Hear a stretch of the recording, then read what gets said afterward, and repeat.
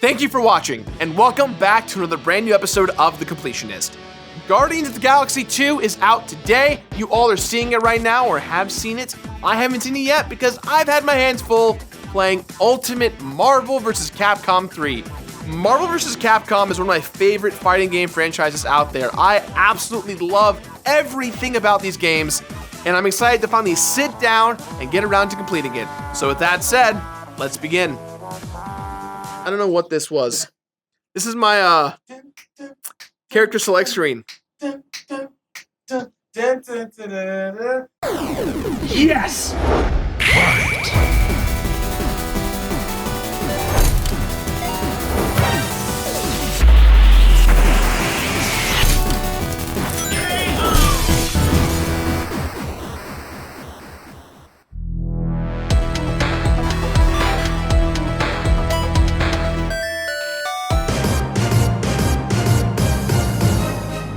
If you would have told me in 1995 that the X-Men were going to star in a fighting game alongside the cast of Street Fighter, I would have immediately told you to stop, drop, and roll, because you would have most definitely been a liar with pants assuredly on fire. You'd have been talking about that era's most devastatingly popular comic book franchise directly collaborating on a dream project with the granddaddy of all fighting game series. Their coming together seemed like the stuff you'd hear about from that one kid on the playground whose uncle or cousin used to work for Nintendo and who once let them play that super secret copy of an upcoming game that they miraculously had no proof of any, Steve. But it really was true. In 1996, Capcom grabbed some sprites from its Street Fighter Alpha series and mashed them together with some characters from their previous X-Men fighting game, Children of the Atom, officially inaugurating one of the greatest fighting game series of all time. X-Men vs. Street Fighter exploded into arcades with an unapologetically over-the-top attitude, boasting tag team combat, air combos, and visuals so crispy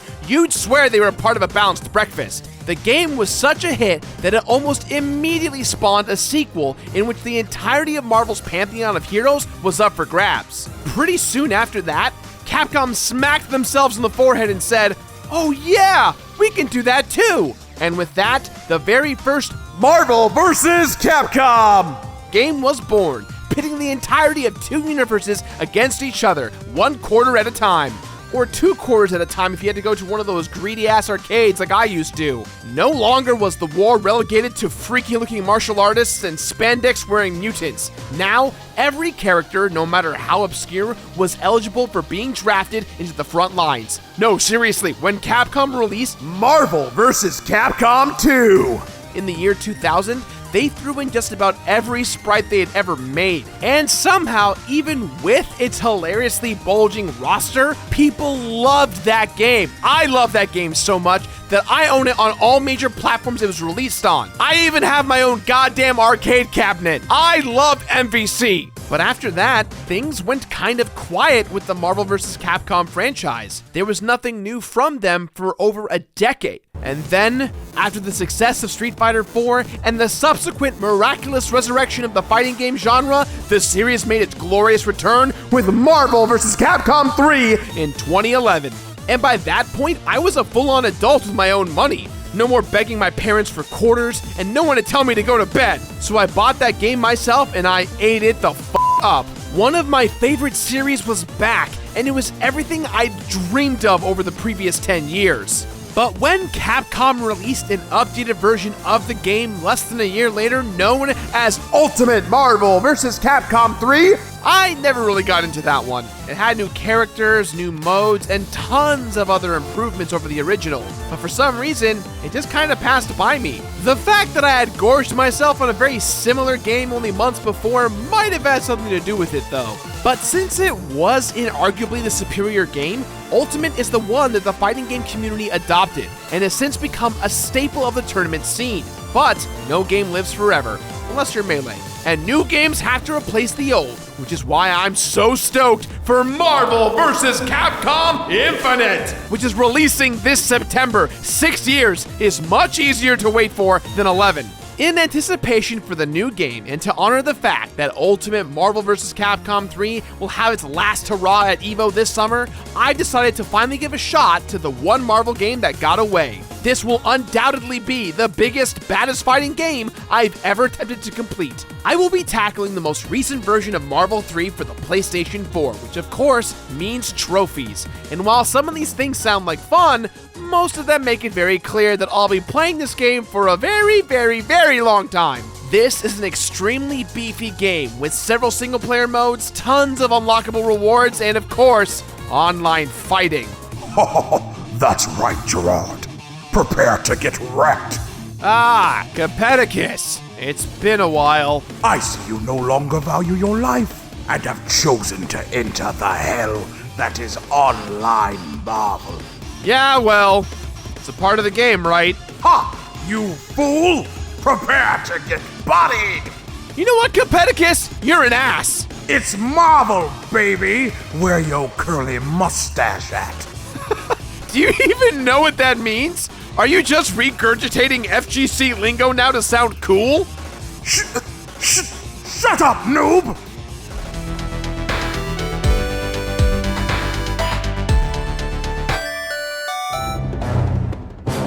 Ultimate Marvel vs. Capcom 3 has two identities, and no, I'm not talking about Marvel and Capcom. I'm talking about the fact that half the time, the game meticulously, accurately, and lovingly portrays the fan-favorite characters that make up its roster, and the other half of the time, it doesn't seem to give a damn about them or how you feel about it.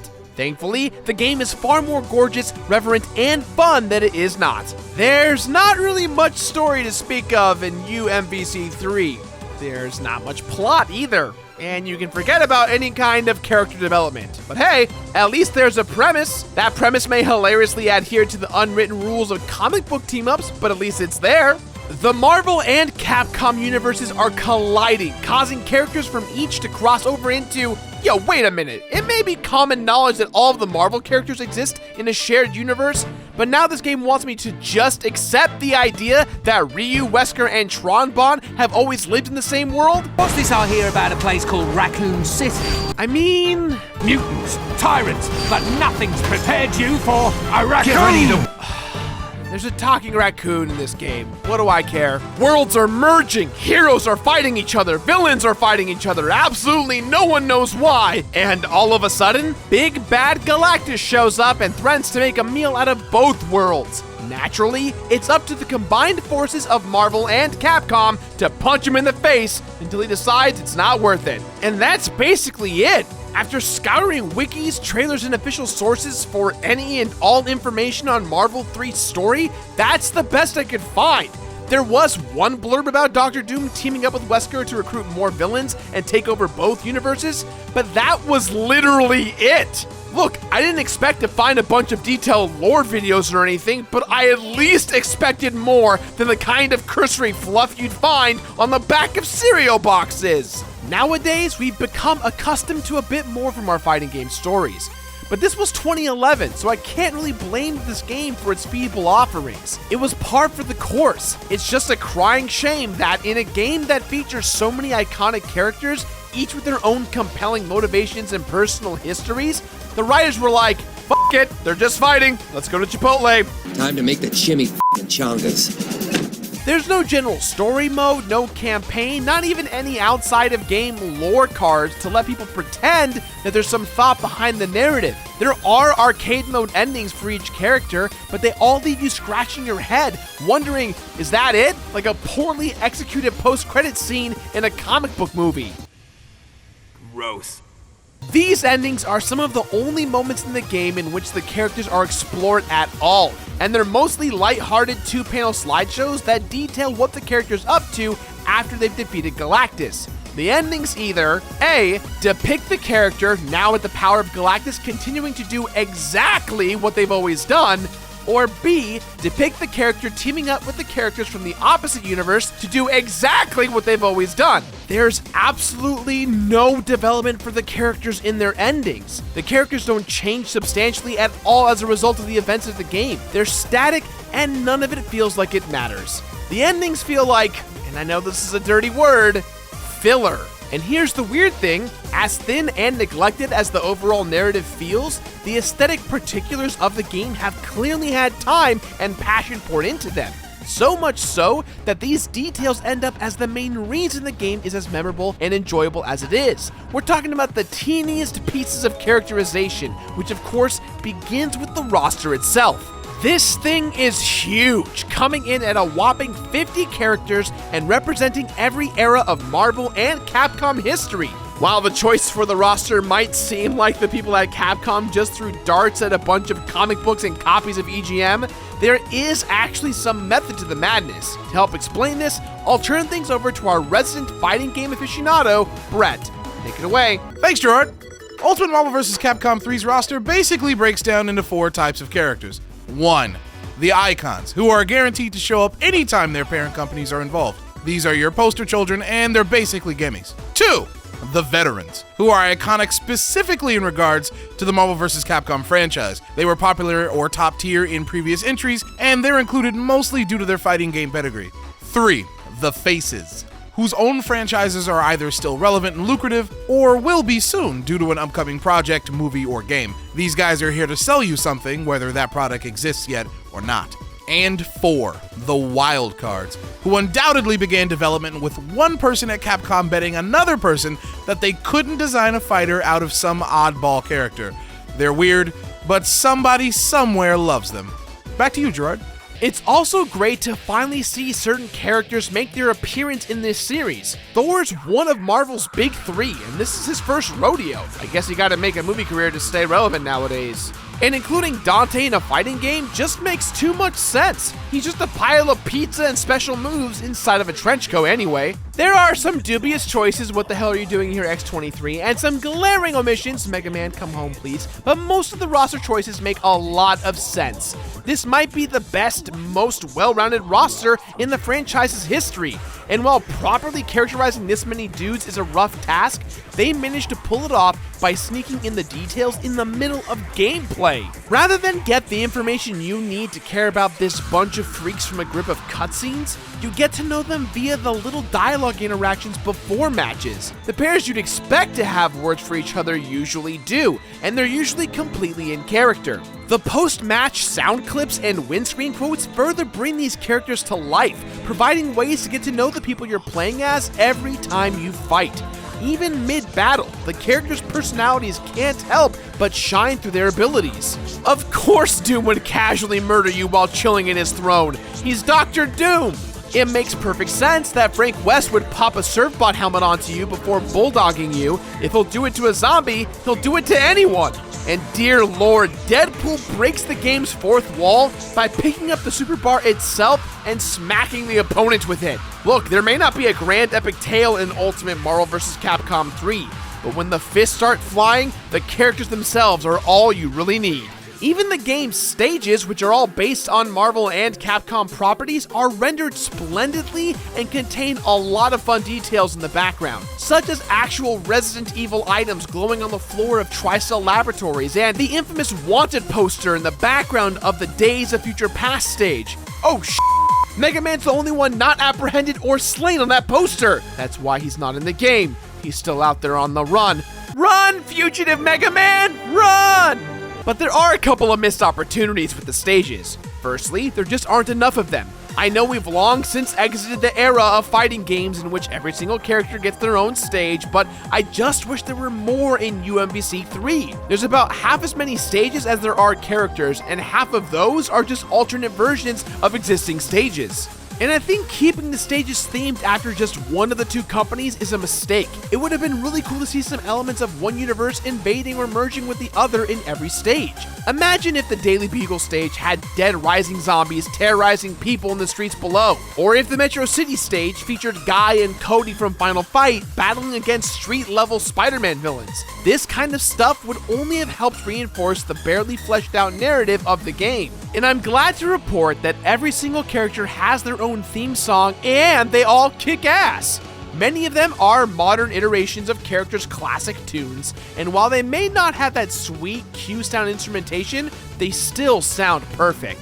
As it's always been with fighting games, personal themes go a long way in helping to flesh out who these guys are, especially when it comes to characters who've never been a part of the MVC franchise before. Even they have some surprisingly great tracks to call their own. Like, imagine if it was your job to come up with a theme song for Nova.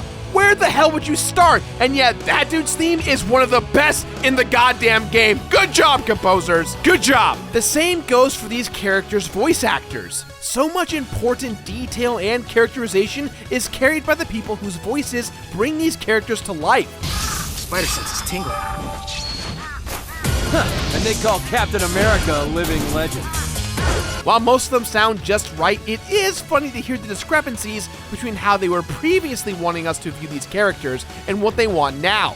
Remember when Marvel made Rocket Raccoon sound British instead of like Bradley Cooper? Well, thanks to this game, everyone else will too. And that's for saying you just saw my mother at the Bronx Zoo. Ultimate Marvel vs. Capcom 3 is often thought of as the quintessential spectator fighting game, and not just because watching the pros can often make your jaw hit the floor. It's because this game is drop-dead gorgeous and full of spectacle. Seeing so many favorite characters lovingly represented more than makes up for the lack of a proper story. The game is kind of like playing with action figures as a kid. You make your dudes fight against each other, and you know their abilities pretty well. But you're also 6, so you might not be the best at crafting compelling stories to go with it. And just like with actual 6-year-olds, we should be glad that Capcom decided to play with those action figures at all, instead of leaving them in a toy box, or eating a penny, or setting the house on fire or something. Let's all count our blessings, you guys.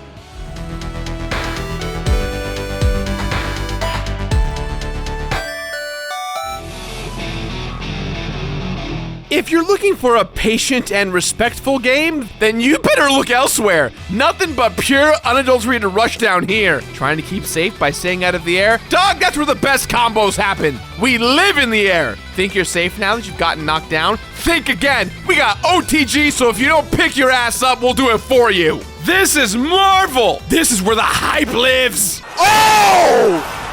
Yipes! 3-0! Look at him! Look at him!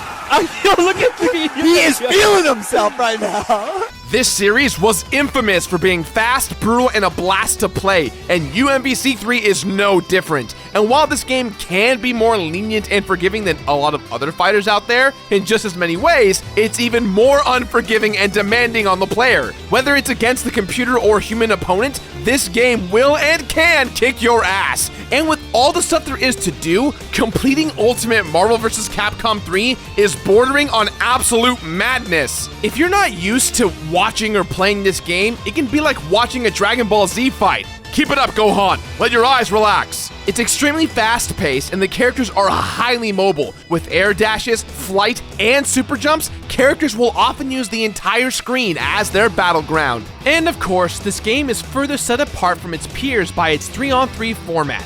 After selecting all 3 of your characters and their individual assist attacks, you're free to switch between them at any time. But if you're not quite ready for the commitment of switching out one of your fighters for another, you can also have one of your benched characters hop in for a quick assist attack at the press of a button.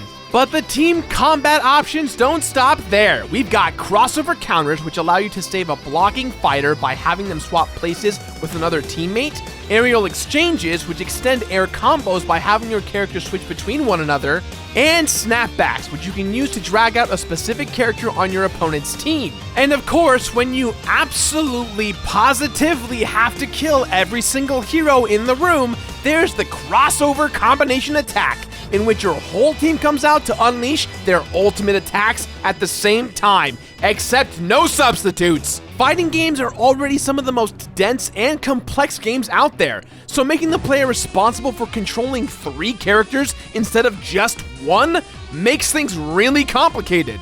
But at least the button scheme is easy to understand.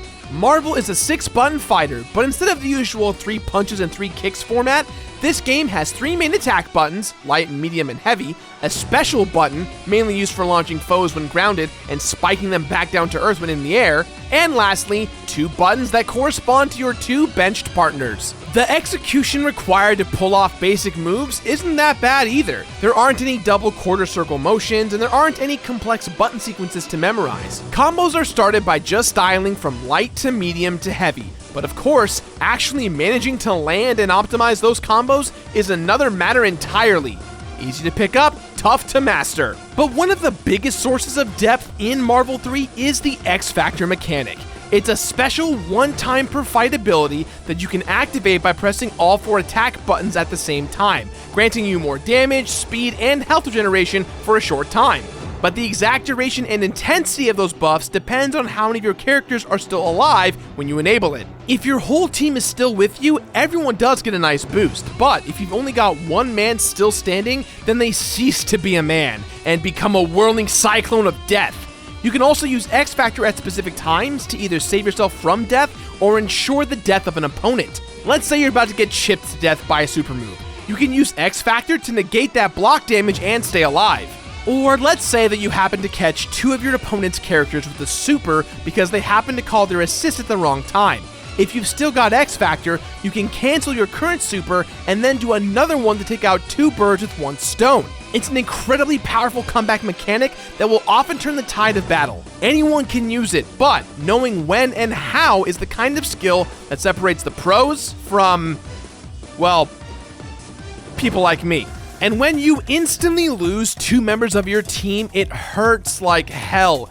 You may have to go through 3 full characters in order to take the match, but a lot of the time, that happens before you can even say, "Please be gentle, I'm new to this." Skilled players can eliminate almost all of a character's life bar in just one long-ass never-ending combo, which basically means that if you get hit, you're dead. On paper, this doesn't sound like too much fun. Watching your Spider-Man get erased before he can even touch the ground once is demoralizing to say the least. But if you think about Marvel as a different kind of fighting game, it makes a lot more sense. Firstly, if you consider your team as one big character and your 3 health bars as just parts of a whole, it's not so soul-crushing when one of your characters gets immediately aced. Moreover, recognizing the cadence of battle and how many opportunities for interaction you're likely to get per match can help you manage your expectations for each battle. Let me put it to you this way. In Street Fighter, most of your time is spent positioning yourself into an advantageous position and striking when the moment is just right. This happens about 6 to 7 times per fight, since it takes that many hits to take your opponent down.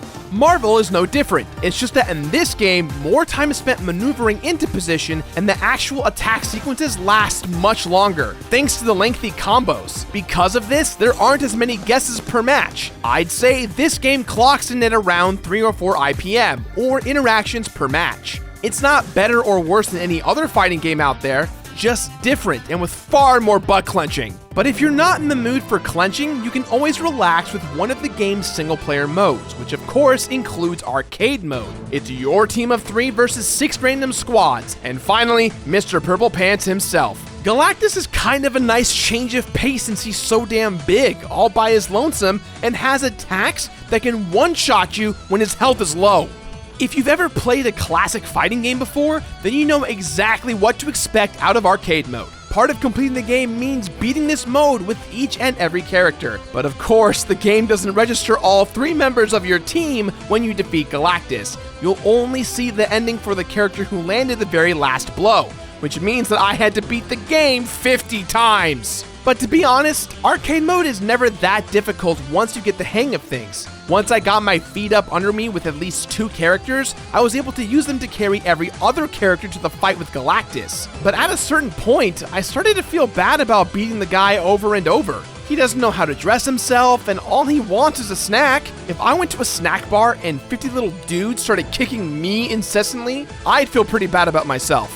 In addition to good old training mode, this game also includes a mission mode, which is described as a series of escalating combo challenges. But in actuality, it's the 5th layer of hell in video game form. It's just you versus 10 combo puzzles for every single character. Oh sure, they may start out with simple basic special moves and basic combos, but without warning, the game commands you to contort your fingers into inhuman blurs. It's the same story with every character. Missions 1 through 7 are a walk in the park, and Mission 8 is kind of tough, but reasonable. But Missions 9 and 10 are always the worst. They're extremely long, often mind-boggling, and can take hours to complete.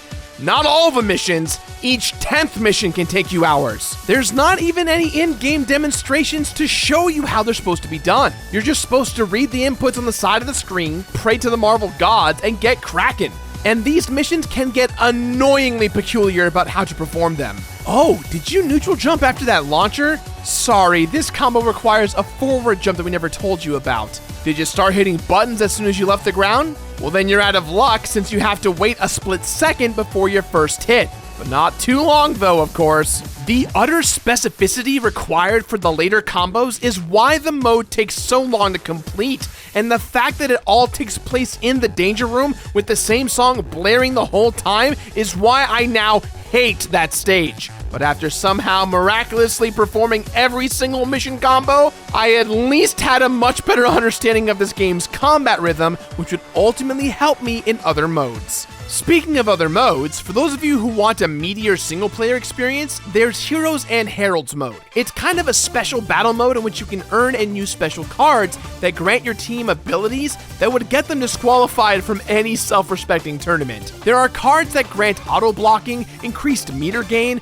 and even the ability to perform a parry. Plus, all the cards are based on actual Marvel and Capcom characters. After choosing to team up with either the Heroes or the Heralds of Galactus, you'll begin fighting against other souped-up teams on stages of your choice. Since certain cards are only obtainable as rewards for earning wins on certain stages, getting every card means taking multiple round-the-world trips. There are percentage meters to keep track of how close you are to purging the presence of the opposing faction, and even a fun mini bingo game that gets filled out as you defeat certain foes. Every time you get a bingo, you'll gain access to a bonus stage that provides the opportunity for rarer and more powerful cards, but with the added risk of increased difficulty. It's really a fun mode that allows you to play with and against some silly abilities that were never intended to be balanced with the rest of the game, but when it comes to completion, things get quickly out of hand. While it's possible to narrow your search for specific cards by going to the appropriate stages, the card you get in the end is still random, and it can take a long time before the one you want falls into your lap. It's RNG loot dropping at its ugliest, and it wasn't even the hardest part of the game. Not by a long shot. Welcome to online mode, where there aren't many players because this is a 6-year-old game, and the people who are still around are killers. Seriously, almost everyone I ran into online routinely reminded me that I still had a lot to learn and that blocking is hard. I don't mind losing, it's a part of the journey, but when there's a trophy for getting 100 wins in ranked online, each loss stings more and more. It took dozens of hours of grinding and personal improvement just to be able to compete with these people. But when the wins finally started happening, albeit extremely slowly, I had the most fun yet with Ultimate Marvel vs. Capcom 3. As frustrating and terrifying as playing against actual people can be, nothing is more thrilling or rewarding, even when you're getting your ass handed to you. Sounds like something a loser would say. You're not gonna get me today, man. I'm having too much fun. What place does fun have in an online video game? I pity you, Demon Man. The rest of the trophies are mostly fodder, like landing 50 first attacks or using 1,000 bars of hypermeter. Very easy stuff. Hell, even the trophies for racking up 30 hours of offline play and 30 hours of online playtime weren't that bad. They just came naturally since I spent so much time in mission mode, Heroes and Heralds, and fighting murderers online. If I were better at this game, those two trophies might have annoyed me a bit. Ultimate Marvel vs. Capcom 3 is difficult, frustrating, and unforgiving, and it's now also one of my favorite fighting games of all time. The more you dedicate yourself to learning and improving, the more the game gives back to you. There are few better feelings than just playing local versus mode for hours and hours with your friends, and one of them is stomping fools online once you actually get good at the game. That's right, hold this L in your chest. Good. Embrace the salt, Gerard. Soon you will become me.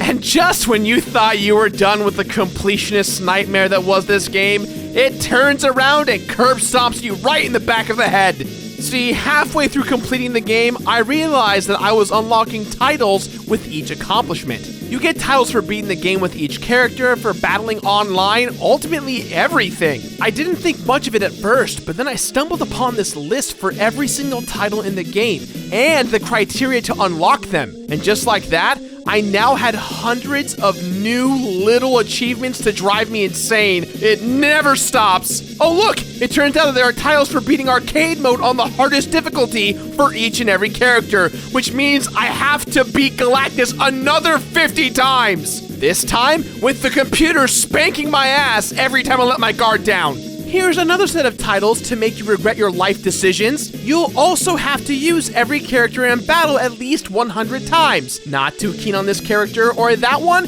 Too bad, you gotta use them until you love them. Thankfully, you don't necessarily have to get wins with those characters, but that still comes out to an extra 1,700 matches or so. It's not over yet. Remember that trophy for winning 100 online ranked matches? Well, that was a light drizzle compared to the storm that is the title that requires you to win 1,000 online matches. 1,000 online matches! This title right here took a game that was fun and challenging and turned it into my full-time job for weeks. To make matters worse, there are titles that I just can't seem to unlock.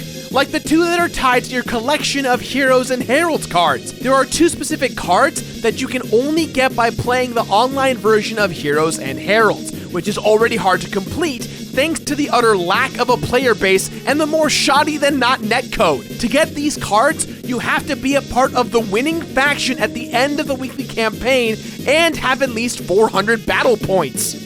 That means that it takes 2 weeks just to get these two titles. And both times that I met that criteria, I got 2 completely random cards, and not the specific cards that I was supposed to have received. And on top of that, you actually also unlock Herald variant costumes for 5 random characters each time you win a weekly session. But the characters you get the costumes for are random! I earned costumes across 3 separate weeks, and each time there were duplicates. Who designed this? It's totally impractical to keep so many rewards locked behind a weekly event, and I have no idea how to get the cards I'm supposed to have. And without them, the corresponding titles will stay locked forever. TLDR, glitches, bitches! And the very worst titles of all are the last 2 on the list. These 2 innocent-looking titles ask that you use a Marvel card 500 times as your main card in Heroes and Heralds mode online, and to do the same thing again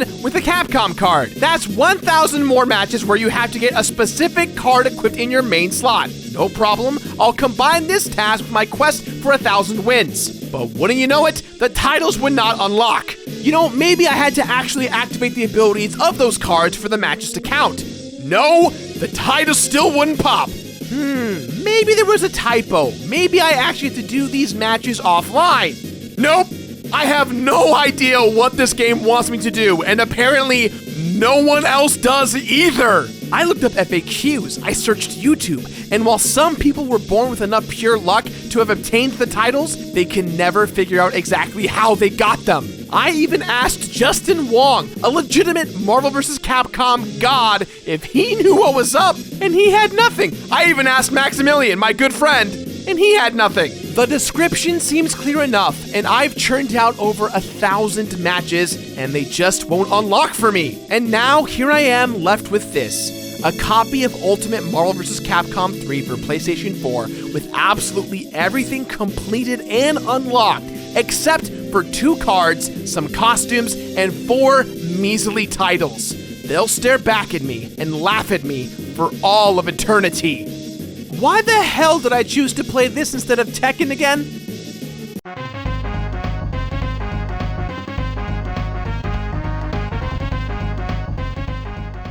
UMBC3 isn't a completely heartless mistress. After abusing you, she'll at least allow you to keep track of the few things you've unlocked via the game's gallery mode. Inside, you can find a bunch of cinematic cutscenes, sound files, and a neat character model viewer, so you can stare at the back of Magneto's head in peace. For taking the time to defeat Galactus with each and every character, you'll unlock some character-specific artwork and each fighter's ending, allowing you to watch those guys stay exactly the same as they've always been whenever you want. But the coolest unlockable of all requires racking up 30,000 player points, which sounds a lot worse than it actually is. They're just generic points that the game gives out like candy for doing absolutely anything and everything. There are a set of titles for acquiring up to 1 million player points, which were tedious and annoying to get, but ultimately, given all the stuff that I had to do in this game, I got most of those points without even trying. But more importantly, once you hit that 30,000 threshold, you can play as Galactus in arcade mode. Instead of trying to save the Earth, you're actually trying to destroy and consume it for sustenance. Now you know, heroes. Now you know what it's like to be stomped when you're just trying to survive. Feel my hungry wrath, computer! Galactus mode is a fun little surprise that I'm shocked wasn't locked behind more difficult criteria, especially when you consider that this game doesn't reward you with anything for obtaining all of its trophies. There could be a bonus for getting all the titles, but I guess we'll never know now, will we? Like I said before, it takes a long time before you start winning consistently in Marvel 3. But before that can even happen, you've got to understand the language and cadence of a game's mechanics. But what's most important is that you keep having fun from the very beginning of this process. That can honestly be a bit of a challenge when you're getting your face stomped in. But once you learn to find the fun in learning and recognizing your smallest improvements, this game becomes immensely rewarding. No one should ever consume the entirety of this game in just a few weeks, and I'm not sure anyone ever has. As much fun as it is to play, I can honestly say that I'm pretty sick of it. That being said, I will be there on day 1 for Marvel vs. Capcom Infinite. Or day -1 if Capcom finds it in their hearts to grace me with an early copy. Hashtag please for the love of God be an ad!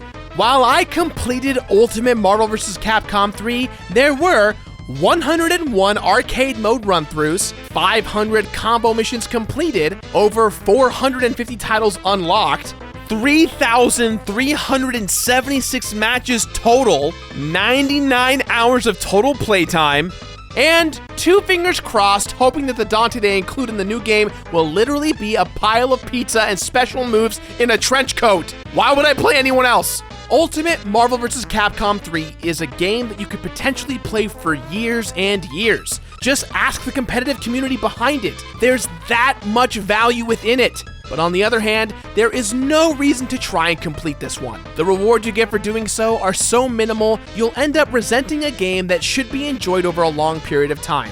Completionists, look elsewhere. Everybody else, who wants next?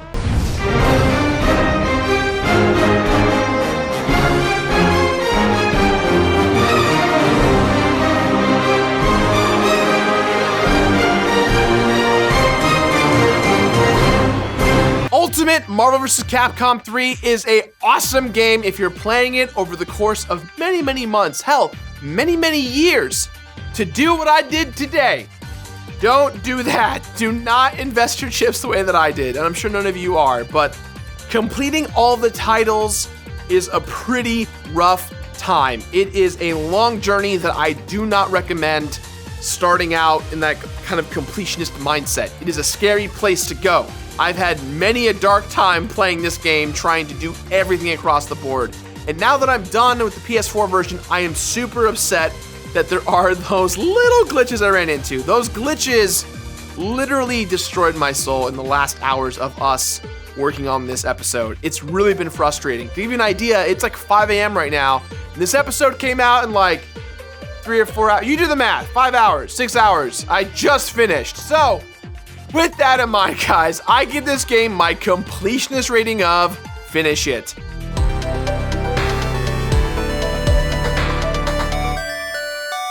Finish it! That's all time we have for today, guys, so please, as always, let me know what you thought about today's episode somewhere on the internet. If you liked what you saw, do me a favor, smash that like button. That's a meme that everyone likes to talk about. Like the video if you liked it, comment in the box below if you have something to say. If you are new here and you want to hang out, hit that subscribe button and hit the bell to stay all on the notifications going forward. And if you missed our big episode on the Breath of the Wild, give that a click right there as well. That's it, that's all, guys. I'm gonna go sleep. Good night.